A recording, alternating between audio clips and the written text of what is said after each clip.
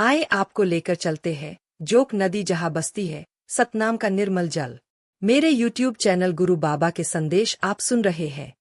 Joke नदी की महिमा और हाथी पत्थर की कथा। यह कहानी है छत्तीसगढ़ की पावन भूमि की, जहां बहती है जोक नदी।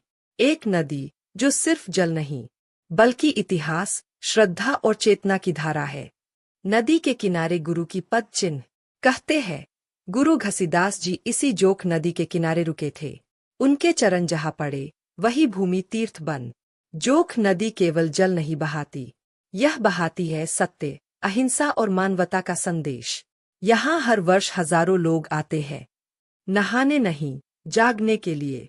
एक समय अहंकारी राजा का हाथी इस नदी को पार करते समय पत्थर बन गया।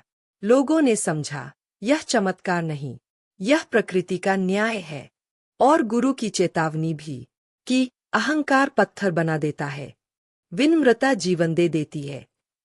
जोक नदी आज भी बहती है, गुरु की वाणी की तरह, जो कहती है सतनाम को जानो, झूठ से मुक्ति पाओ और जीवन को सच्चे रंगों से भरो। जोक नदी गावे सतनाम, जोक नदी गावे सतनाम। गुरु के चरण बसे इस धाम, बहती जैसे अमृत धारा, शांति बहे हर एक ग्राम।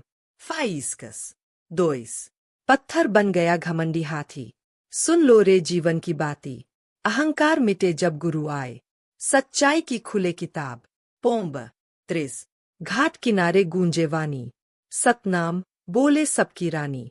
बूढ़ा बच्चा नर और नारी, सबको देता ये संदेश पवित्रा। एर्व क्वात्र सूरज उगे जात खाम पीछे, नदी करे आरती सुबह शाम।